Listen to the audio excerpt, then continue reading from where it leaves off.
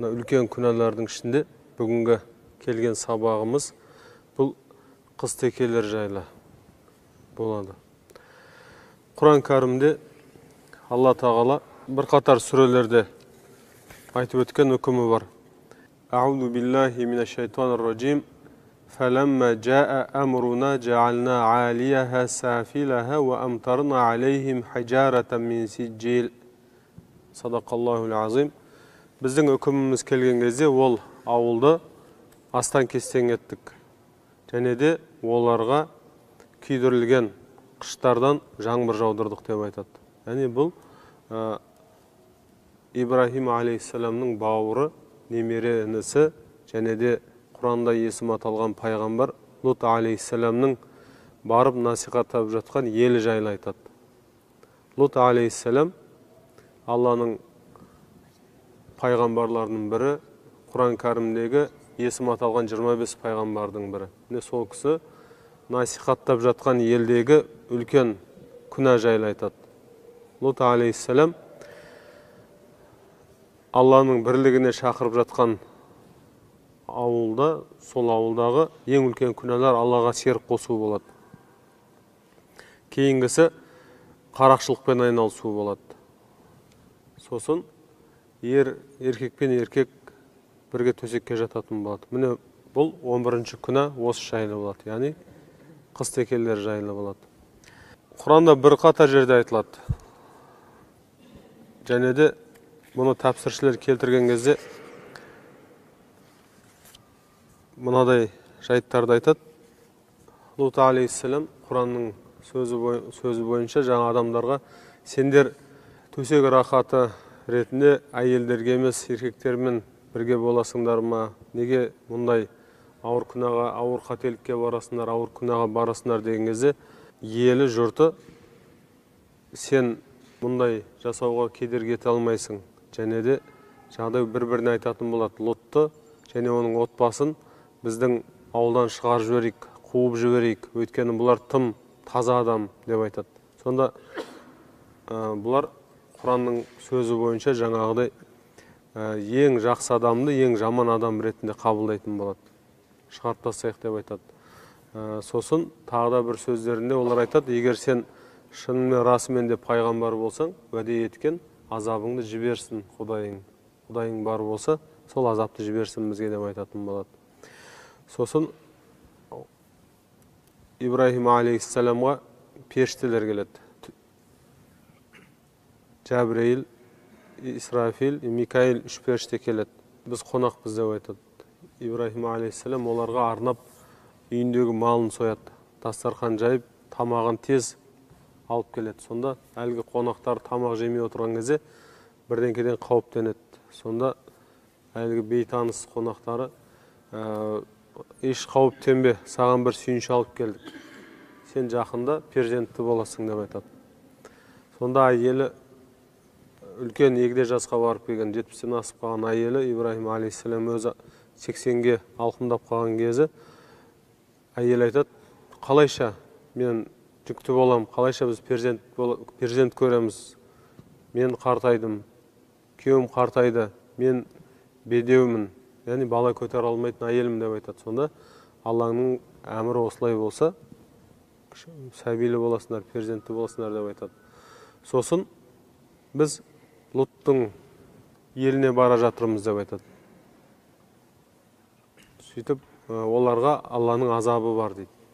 Алланың азабы бар деген екен Ибрахим алейхиссалам оларға жаны ашып жағдай айтады. Ол елде 300 мұсылман болса, сол елде астан кестен кетесіңдер ме дейді. Жоқ, астан кестен кетпейміз дейді. Ол жерде 200-дей мұсылман болса ше дейді. Астан кестен кетпейміз дейді. 40 мұсылман болса ше дейді. 40 мұсылман болса да тиіспейміз дейді. Сонда бірақ мұсылман болса сол Луттың елінде десе, онда да тиіспейміз дейді. Сонда сол жерде Лут Аллаға иман еткен адам емес пе дейді. Сонда періштелер айтады, біз ол жерде кім бар екенін білеміз дейді. Ол жердегі Аллаға иман еткендерге азап жоқ деп айтады. Сөйтіп оларға Құранның аятында жаза келеді, азап келеді. Лут алейхиссаламды ол қауымнан шығарып алады. Барлығы түнде ұйықтап жатқан кезде таң сәріде Лут алейхиссалам өзінің бала шағасын алып ауылдан есен аман шығып кетеді. Сөйтіп сол жерге аспаннан жаңбырша тас борайды. Сол әр тастың өзінде сол адамның аты болады деп айтады. Және де ол тастар жердің жынысынан емес, аспаннан келгендігі айтылады. Сөйтіп баршасы сол жерде Алланың қаһарына ұшырап өледі. Ол қауымның аты Садум болады. Садум деген қауым болады. Қазіргі таңда жаңағыдай өлі теңіз бар жерде сөрде мекен еткен болады. Яғни олардың жасаған күнәсі осындай өте ауыр күнә болып табылады. Енді бұл күнә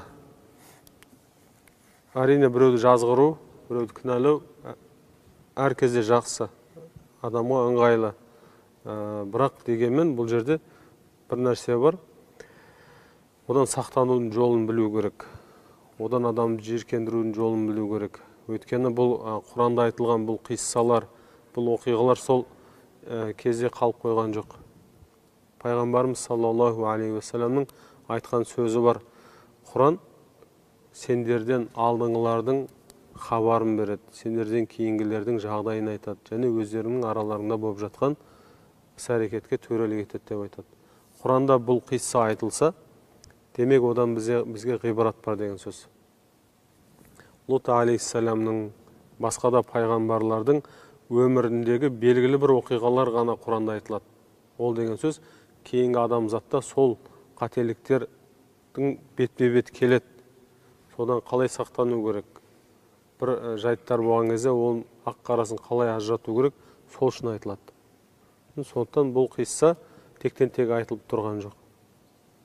Енді бұл нәрсе сол тарихта қалып қойған жоқ. Тарихтың қойнауында қалып қойған жоқ. Бүгінгі таңда сол нәрсе бізде болып жатыр.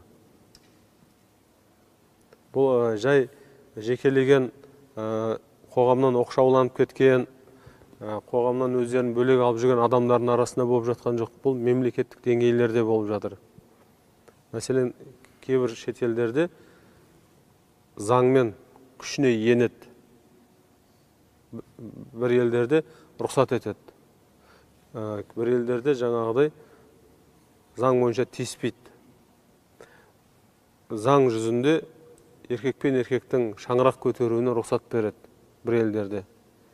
Ал енді Европаның кейбір елдерінде бұқаралық ақпарат құралдарға шықты. Баланың туу туралы куәлігіне әкесі, анасы деп жазғанның өзі бұл дұрыс емес деп айтып жатыр. Бірінші ата-ана, екінші ата-ана деп жазылу керек дейді. Солай нәрселер болып жатыр. Бұл деген сөз азғындаудың үлкен дәрежесі. Жай қарапайым адамдар емес, үлкен мемлекеттік дәрежедегі Европадағы әлем танитын адамдар осындай шаңырақ көтеріп жатқандар бар.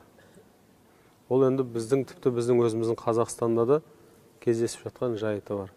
Енді бұдан қалай құтылуға болады? Біріншіден, Алла Тағала еркекке де, әйелге де өзіне тән болмыс берген. Сол болмыстан айырылмау керек. Айырылмау үшін еркек ол жүрісінде, киім киюінде, сөйлеуінде өзіне тән қасиеттен айырылмау керек. Биязы сөйлеп, сылқым болып сөйлеу, яки болмаса жүрісінде қыз секілді олай-бұлай иіліп жүру, ол болмайды. Шариғатта тыйым салынады. Әйелдердің де еркек секілді болып кетуі тыйым салынады. Пайғамбарымыз саллаллаху алейхи уассалам айтқаны бар. Әйелдерге ұқсаған еркектерге, еркектерге ұқсаған әйелдерге Алланың қарғысы, лағынеті болады деп айтқан. Кейбір қыздар, мәселен, еркекше жүреді. Жүрісінде, қимылында, киім кию үлгісінде, соның баршасында ол үлкен күнә болады.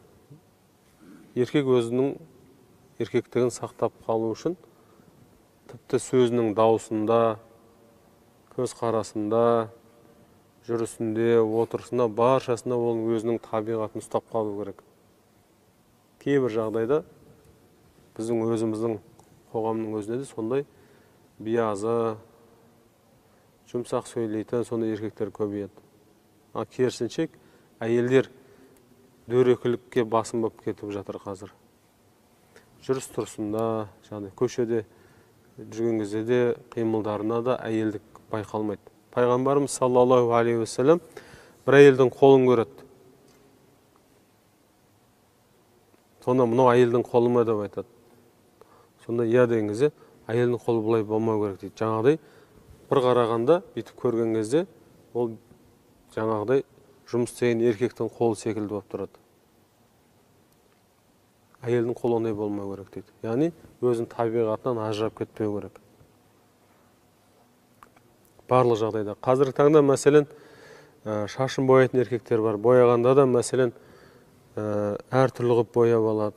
Яки болсам сырға тағатын жігіттер бар. Кейбір елдерде мәселен қазір шалбар киген кезде іш киімі көрінетін еркектер бар. Бұның барлығы осындай күнәнің бастамалары, белгілері болып саналады. Неге? Өткен айтады ғой, Америкада осындай мода пайда болған. Іш киімі көрініп жүретін шалбар кию. Неге деген кезде бұл нәрсе түрмеден шықты деп айтады. Түрмеде қалай шықты? Еркек пен еркек бір-бірімен төсектес болғандықтан жаңағыдай сондай іш киімін көрсетіп жүру, өзінің белгісін көрсетіп жүру, олында түрмедегі әдет деп айтады. Ал біздің кейбір жастар оны кез келген нәрсені, жаңалықтың баршасын бір керемет ғажайып деп қолдана бастайды. Енді келесі нәрсе, бұл біріншіден жаңағыдай адамды бұндайға барудың бірден бір себебі иманның жоқтығынан болады. Әрине біреуді кінәлауға болады, бірақ кінәламас бұрын соған түсіндіру керек. Өйткені Алла Тағала, Құранда аят бар, Алла Тағала бір елге ескертуші жібермейінше оларға азап жібермейді деген. Яғни азғындап кеткен елге Алла Тағала еш уақытта бірден жаза жібермеген. Бірінші пайғамбар жібереді. Жақсылыққа шақырып, жамандықтан тыюға үндейді. Ұзақ уақыт. Райынан қайтпаған кезде ғана Алладан азап келеді. Сондықтан тым қатал болмастан, сондай бір белгі көрген адамнан оны сөйлесіп, оны райынан қайтару керек. Екіншіден, бұл тәрбиеден болады. Тәрбиеден шығады. Өйткені қазіргі таңдарда қанша уақыт болды, мәселен, жалғызбасты аналар деген бар. Жалғызбасты аналар, олар ұлын өздері жеке тәрбиелейді. Жеке тәрбиелегенде сол бала, ұл бала еркектің, әкенің тәрбиесін, ер азаматтың тәрбиесін көрмей өседі. Сондықтан анасының тәрбиесін көргендіктен ол іштей болса да бір әйел секілді сезінеді өзін. Ал шариғатта енді ажырасу деген нәрсе болуы мүмкін. Яки болмасам күйеуі қайтыс болуы мүмкін, әйел қайтыс болуы мүмкін да, бала екеуінің біреуінің қолында қалады. Шариғатта жалпы ажырасқан кезде ұл бала әкенің тәрбиесін көру міндетті. Қыз балада анасының тәрбиесін көру міндетті. Фиқта айтады, өйткені ер азамат, ұл бала, ер азамат қалай болу үлгеретіне әкесінен көріп тәрбиеленіп шығу керек дейді. Қыз балада әйел деген қандай болатыны анасынан көріп тәрбиеленіп шығу керек. Осы екінші, осындай үлкен күнәға барудың себебі жаңағыдай неден болады? Дұрыс тәрбие алмаудан болады.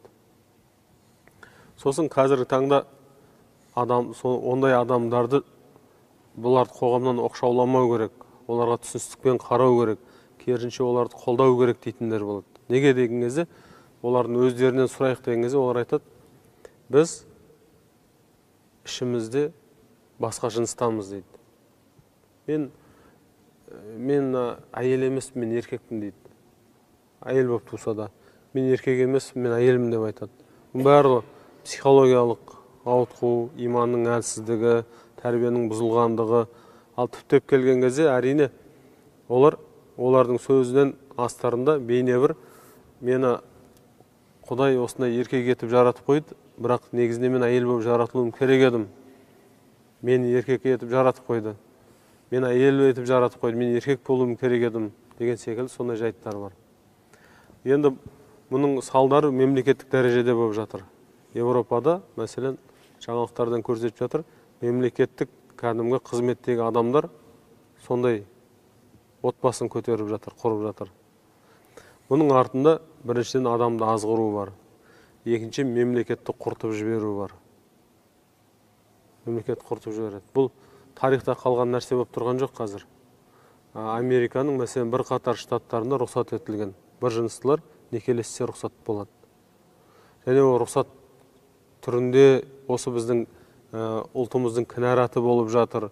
Әйтеуір ел біліп қоймаса екен деп тұншықтырып ұстап отырған жоқ. Керісінше насихаттай береді. Бір сондай бір неке болса, ол некені міндетті түрде жаңалыққа салады. Үлкен бір құбылыс ретінде жаңалыққа салып жібереді әдейі. Неге? Өйткені жай бізге бүйтіп көзімізді, бойымызды үйрете беру керек. Сондай нәрселер болып жатыр. Ал енді ара кідік біздің өзіміздің Қазақстанда да сондай сұмдықтар болды осыдан 2-3 жыл бұрын Алматыда. Оған біраз біз қазақпыз, біз мұсылманбыз деп жүргендер қарсы шықты. Бұндайға біз осындай құбылысты көрген кезде біз қоғам болып қарсы шығу бізге міндетті болып саналады. Өткен пайғамбарымыз саллаллаху алейхи вассалам айтқан, кімде-кім өзінің ортасындағы бір қылмысты көрсе, Аллаға қарсы шығу бір үлкен күнәні көрсе, және оған жауап бермейтін болса, оның күнәсіне, оның тартатын азабына ортақ болады деп айтады. Азабына ортақ болу, ол бірінші Алладан келетін азап бар. Екінші, соның зардабы бізге тимесе біздің балаларымызға тиеді. Өйткені осы қоғамда ертең біздің қызымыз, біздің ұлымыз өседі, өмір сүреді. Сондай адамдармен араласады. Ол біздің баламыз барып жатқан мектеп, қызымыз барып жатқан университетте ол адамның жүргенінен біз бейхабармыз. Сондықтан оның бірінші азабы сондай болады. Егер баламыз сондай, қызымыз сондай адамдармен араласатын болса, онда ең бірінші одан асқан әке үшін, ана үшін азап жоқ, жаза жоқ. Сондықтан біз оған қарсы тұруымыз керекпіз. Біздің ата-бабамызда бұндай нәрсе еш уақытта болмаған, бірақ күні бүгінде сол нәрсе біздің қоғамға кіріп келе жатыр. Содан біз иншалла сақ болуымыз керекпіз. Сол нәрсе Құранда ерекше айтылған күнәлардың бірі осы болып саналады.